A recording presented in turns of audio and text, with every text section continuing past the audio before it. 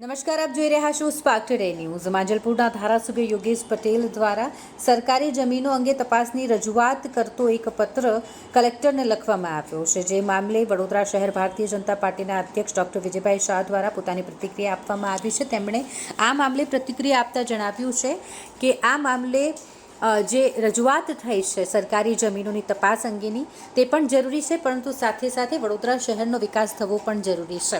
વડોદરા શહેરના જે લોકો છે તેમના પ્રશ્નોનું નિરાકરણ લાવવું એટલું જ જરૂરી છે, અને સાથે જ અનેક એવા વિકાસના પ્રશ્નો છે જેના પર પણ કામ કરવું ખૂબ જ જરૂરી છે। આ પ્રતિક્રિયા વડોદરા શહેર ભારતીય જનતા પાર્ટીના અધ્યક્ષ ડૉક્ટર વિજયભાઈ શાહે આપી છે। વડોદરાના સૌથી વરિષ્ઠ ધારાસભ્ય માન્ય શ્રી યોગેશભાઈ પટેલ એમણે વર્તમાનપત્ર દ્વારા જાણવા મળ્યું કે એમણે એક ઓપન લેટર લખ્યો છે। લેટરની બધી માહિતી વર્તમાનપત્ર દ્વારા જાણવા મળી છે। ત્યારે આ જેમનો પત્ર છે, પત્રમાં એમણે એનએના સંદર્ભમાં, જમીનના સંદર્ભમાં બધી વાતો મૂકી છે।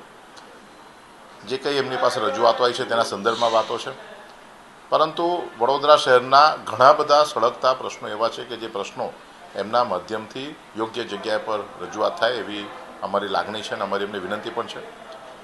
વિશ્વામિત્રી નદીનો પ્રશ્ન છે, કેટલાય વખત તેના સંદર્ભમાં કામગીરી કરવા માટે આપણે રજૂઆત કરતા આવ્યા છે।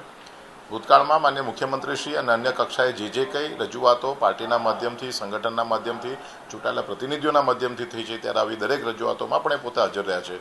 તો એવા પણ જે કંઈ કામો બાકી છે, કામમાં પણ એ આગેવાની લે, વડોદરા શહેરનું નવું નેતૃત્વ આપે અને એમના માધ્યમથી આ બાકીના કામો પણ પૂર્ણ થાય એવી મારી એમની વિનંતી।